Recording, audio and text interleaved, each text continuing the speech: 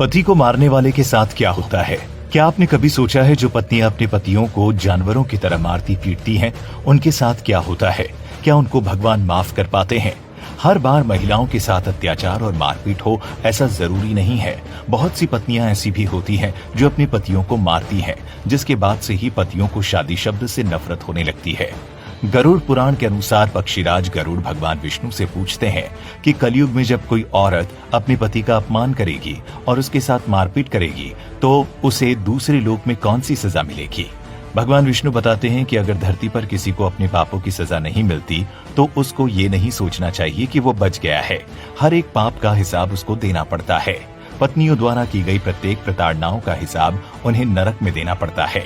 गरुड़ पुराण के अनुसार जब कोई पत्नी अपने पति का इस्तेमाल करती है और उसके साथ तब तक रहती है जब तक पति के पास पैसे हो, पैसे खत्म होने के बाद उसका साथ छोड़ देती है, ऐसी औरतों को नरक में तमिश्रम नाम की सजा दी जाती है।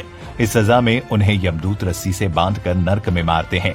अगर वो बेहोश हो जाती है तो उनके होश में आने के बाद फिर उन्हें पीटा जाता है।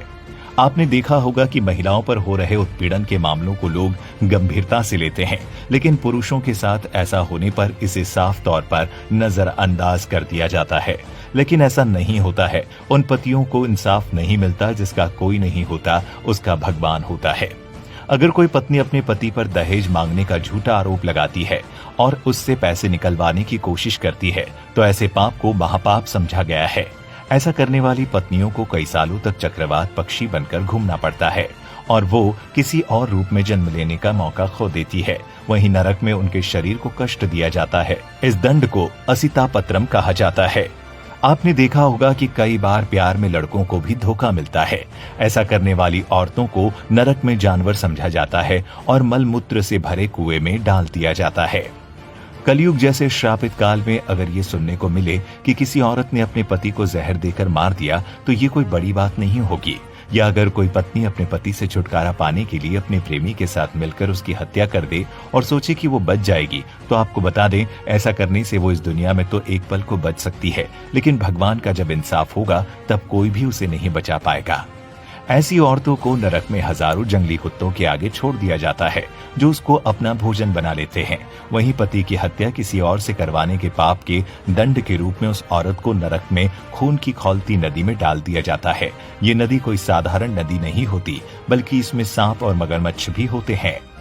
इसके अलावा ऐसा ही एक और तथ्य पति की मृत्यु से जुड़ा है, जिसका वर्णन श्री कृष्ण द्वारा गरुड़ पुराण में किया गया है।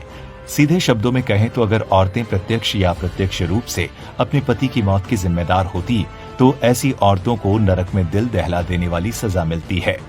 गरुड़ पुराण में भगवान श्री कृष्ण ने साफ कहा है कि पति परमेश्वर के समान होता है और जो औरत अपने ही परमेश्वर के साथ ऐसा पाप करेगा उसे हजारों साल तक जलती हुई रेत पर चलना पड़ेगा। इतना ही नहीं, उसे कभी भी मनुष्य योनि में जन्म नहीं मिलेगा। अगर आप ये सोचते हैं कि किसी भी व्यक्ति को होने वाले दर्द का अनुमान उसके लिंग से लगाया जा सकता है, तो आप ये जान लें कि अगर किसी को वास्तविक रूप से कष्ट हो रहा है तो हमें पहले उसे जानने की आवश्यकता है, न कि वो पुरुष है या स्त्री ये जानने की। आज हम स्त्री और पुरुष को एक ही पैमाने से नापने की बात करते हैं, वहीं दूसरी तरफ एक ही बातों को ज्यादा महत्ता देने लगते हैं, सिर्फ इसी कारण क्योंकि वो एक स्त्री है। अगर आप भी एक प्रताड़ित पति हैं या अपनी पत्नी द्वारा किए गए अत्याचारों से तंग आ गए हैं तो हमारी ये वीडियो जरूर देखें और हो सके तो अपनी पत्नी को भी जरूर दिखाएं, ताकि शायद ये वीडियो देखकर ही आपकी पत्नी के मन में मृत्यु के बाद मिलने वाली इन सजाओं का डर पैदा हो जाए और आपके साथ उनके व्यवहार में कोई बदलाव आ जाए।